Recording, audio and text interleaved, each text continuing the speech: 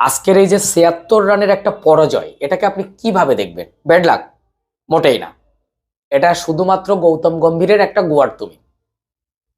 Match জিতে যাইতো, প্লেয়াররা দারুণ খেলে। আচ্ছা, ওয়াশিংটন সুন্দর কি জন্য আজকে দলে? কি কাজটা তার তার কাজটা কি? কোনো কাজে লাগে তাকে? যেখানে অক্সার প্যাটেল রয়েছে এবং অক্সার প্যাটেল প্রত্যেকটা ম্যাচের টার্নিং পয়েন্ট হয়ে দাঁড়ান, সেখানে সে আজকে নেই। এইরকম একটা হাই ভোল্টেজ ম্যাচ, তিনজন বামহাতি, ঠিক আছে,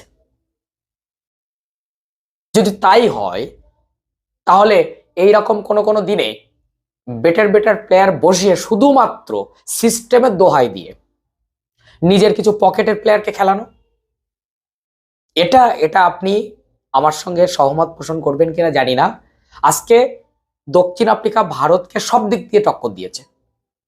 ভারতের জাসপ্রীত বুমরাহ আর্শদীপের কিছুটা লড়াই, প্রথম দিকে হার্দিকের কিছুটা লড়াই, কিন্তু শেষ ওভারে 20 রান দেওয়া, আর একের পর এক ব্যাটিং বিপর্যয় শুধুমাত্র ভারতের ওপেনার অভিষেক শর্মার। আপনি হয়তো বলবেন অভিষেক শর্মা নিয়ে আপনি এখন এত কথা বলছেন কেন?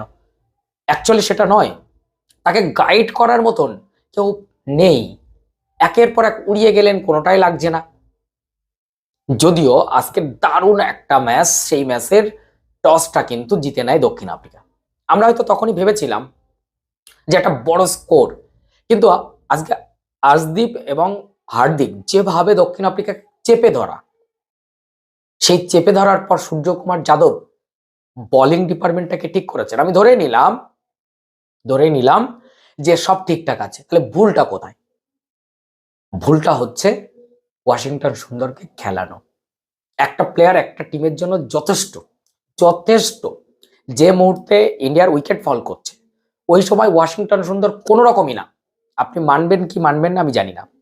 আজকে পুরো ম্যাচটা দেখতে দেখতে মনে হলো এই ইন্ডিয়া 2023-এ, আপনার মনে আছে অস্ট্রেলিয়ার সঙ্গে যখন আমরা হেরে যাই ফাইনাল, ওয়ানডে ওয়ার্ল্ড কাপের কথা বলছি, তারপরের থেকে কোনো আইসিসি টুর্নামেন্টের কোনো ম্যাচ ইন্ডিয়া হেরেছে? আপনি মনে করতে পারবেন? আজকে একটা বড় হার হয়ে গেল। সামনে দুটো ম্যাচ কিন্তু হাড্ডাহাড্ডি লড়াই। শুধু তাই না, আমি চাইবো দক্ষিণ আফ্রিকা পরপর ম্যাচ জিতে যাক, তাহলে ইন্ডিয়ার জন্য একটু সুবিধা হতে পারে। তবে কোথাও না কোথাও মনে হচ্ছে ইন্ডিয়া সেমিফাইনালে হয়তো পাকিস্তানের সামনে পড়তে পারে।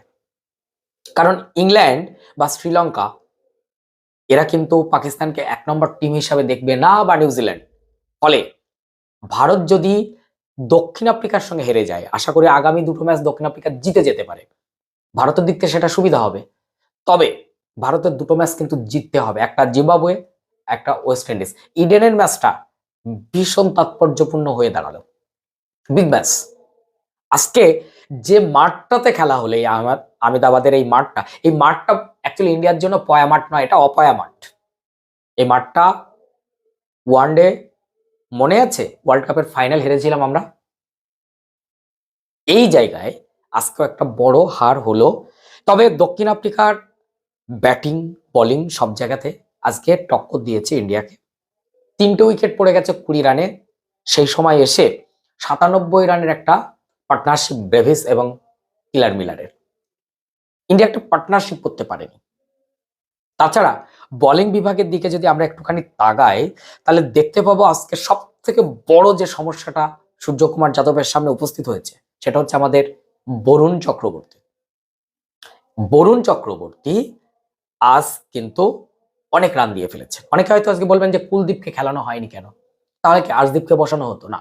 সেটা ভুল হতো। আর্শদীপ 28 রান দিয়ে 2 উইকেট পেয়েছেন এবং সত্যি ভালো বল করেছে। আর জাসপ্রীত বুমরাহকে নিয়ে কোনো কথা বলবো না, ওয়ার্ল্ড কেউ কথা বলে না, আমারও বলার ঠিক হবে না। 4 ওভারে 15 রান দিয়ে 3 উইকেট, যতটুকু লড়াই তিনিই করেছেন। বরুণ চক্রবর্তী আজকে 4 ওভারে 47 রান দিয়েছেন, যদিও শেষ ওভারে একটা উইকেট পেয়েছেন, তবে রানটা 50-55 হয়ে যেতে পারত 4 ওভারে। এর আগে তিনি দুবার 50 অধিক রান দিয়েছেন টি-20-তে, সেটা সাউথ আফ্রিকার বিরুদ্ধে। ফলে আজকেও কিন্তু তৃতীয় বারের জন্য তিনি 50+ রান দিতে পারতেন। তবে হার্দিক পান্ডিয়ার শেষের 20 ওভার, মানে 20তম ওভারের, মানে শেষের ওভারে 20 রানটা, এটা কোথাও না কোথাও ইন্ডিয়ার জন্য পুরো ম্যাচটা ঘুরে গেছে।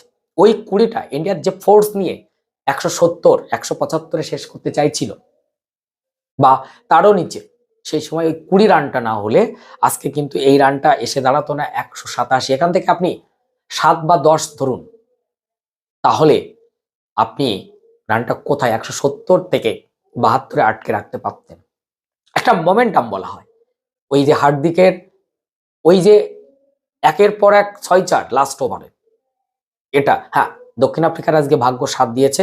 ওয়াশিংটন সুন্দরের একটা কি বলবো ফিল্ডিং মিস, ওই সময়টা আমার মনে হয়েছে ইন্ডিয়ার টিমের স্পিডটা নষ্ট হয়ে গেছে। আজকে ব্যাটিং এর দিকে তাকালে ইন্ডিয়ার একমাত্র শিবম দুবে 37 বলে 42 অনেকটা করার চেষ্টা করেছেন।